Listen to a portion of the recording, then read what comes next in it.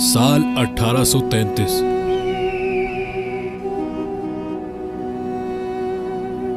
जब कबीला बनी आस के लोग आज जहां दुबई है यहां आकर रहना शुरू हो गए, उस वक्त ये जगह मुकम्मल रेगिस्तान थी और ये अबू धाबी के कंट्रोल में था। दुबई इस वक्त मच्छरों का एक गांव कहलाता था।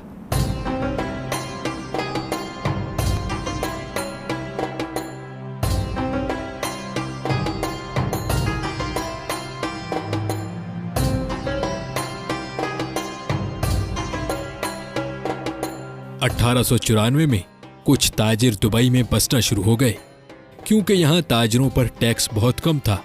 मगर दुबई में अभी भी मछलियां पकड़ने के अलावा कोई खास काम नहीं होता था।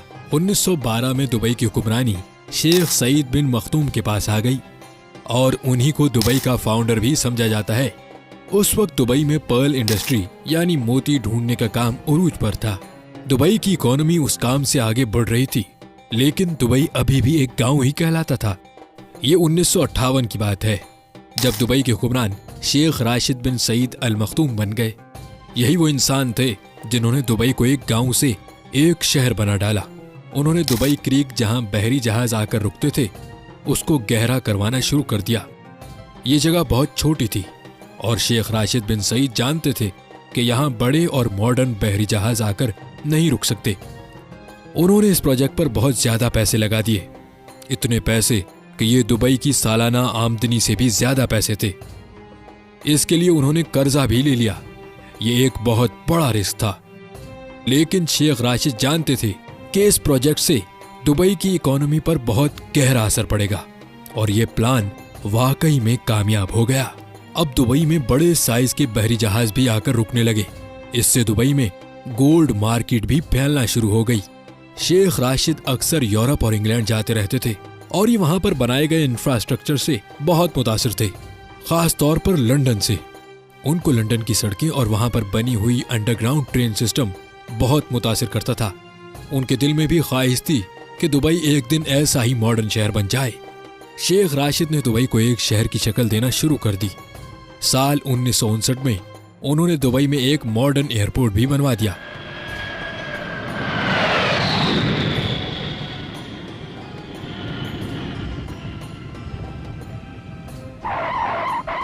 वो दुबई में बिजली की लाइंस, टेलीफोन सर्विसेज और पोर्ट्स वगैरह बनवा रहे थे। लोग समझते थे कि शेख राशिद पैसे जाया कर रहे हैं और दुबई कभी भी एक मॉडर्न और इंटरनेशनल शहर नहीं बन सकेगा। मगर 1966 में दुबई की किस्मत बदल गई। ये वो साल था जब दुबई में ऑयल डिस्कवर हुआ, लेकिन यहाँ तेल के ज़खायर इतने नहीं थे। शेख राशिद ने बहुत ही अक्लमंदी से इस बात को समझा कि दुबई सिर्फ ऑयल पर डिपेंडेंट नहीं रह सकता। उन्होंने उस वक्त कहा था, मेरे पास एक अच्छी खबर है और एक बुरी खबर।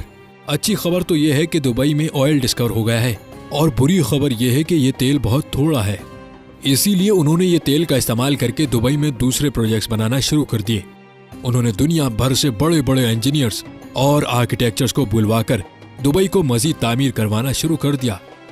जैसा कि 1979 में दुबई में एक ऊंची बिल्डिंग बनाई गई, ऐसे कई प्रोजेक्ट्स दुबई में शुरू हो रहे थे। 1981 में शेख राशिद इस दुनिया से चले गए। अब जो दुबई के अमीर हैं, शेख मोहम्मद बिन राशिद बिन अल मखदूम, ये उन्हीं के बेटे हैं।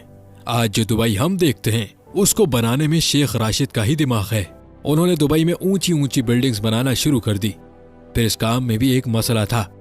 मसला यह था कि कच्ची मिट्टी पर इतनी बड़ी बिल्डिंग्स कैसे खड़ी की जाएं। मगर शेख मोहम्मद बिन राशिद ने उसका हल भी ढूंढ निकाला। शेख मोहम्मद बिन राशिद ने महसूस किया दुबई के अतराफ पहाड़ वी शेप में बने हुए हैं, यानी यहाँ जरूर कभी पानी मौजूद होगा जो पहाड़ों की शेप कटी हुई है। उन्होंने यहाँ ड्रिलिंग करवाई और वहाँ वाकई में पानी मौजूद था और यही पानी दुबई की ऊंची ऊंची बिल्डिंग्स खड़ा रखने में काम आया। जहाँ बाकी अरब ममालिक जो तेल की दौलत पर अपना मुल्क चलाते हैं, वहीं शेख मोहम्मद बिन राशिद जानते थे दुबई को तेल पर जिंदा नहीं रखा जा सकता। आज भी ऑयल दुबई की इकोनॉमी में सिर्फ 1% कंट्रीब्यूट करता है, बाकी 99% पैसा दुबई कारोबारी सरगर्मियों से कमाता है। शेख मोहम्मद बिन राशिद की विजनरी प्लानिंग और अक्लमंदी की ही वजह है कि दुबई इतना अमीर शहर है। उन्होंने दुबई में ऐसी ऐसी चीजें बनाना शुरू कर दी जिनकी वजह से पूरी दुनिया का ध्यान दुबई की तरफ होने लगा, जैसा कि दुनिया की सबसे ऊंची इमारत बुर्ज खलीफा, दुनिया के बड़े बड़े मॉल्स में से एक दुबई मॉल, आलीशान होटल्स और आर्टिफिशियल आइलैंड। दुबई की एयरलाइन एमिरेट्स एयरलाइन ये दुनिया की बेहतरीन एयरलाइंस में से एक है। ये सारी अट्रैक्शंस थी जो लोगों को दुबई खींच कर लाती रही। दुबई में बहुत से फ्री जोन्स भी हैं, जहां हर किस्म की टैक्स छूट दी जाती है, जो दुनिया के बड़े बड़े बिजनेसमैन की तवज्जो अपनी तरफ खींचती है। ये फ्री जोन्स दुबई की इकोनॉमी का 20% हिस्सा बनते हैं, जहां तकरीबन 1.5 करोड़ के करीब लोग नौकरी करते हैं। दुबई में आज 80% के करीब वो लोग हैं जो बाकी कंट्रीज से दुबई में आकर सेटल्ड हैं। आज दुबई में वो लोग भी हैं जो मेहनत करके पैसे कमाकर अपने प्यारों को वापस घर पैसे भेजते हैं, और वो लोग भी हैं जिनके पास बहुत सा पैसा है।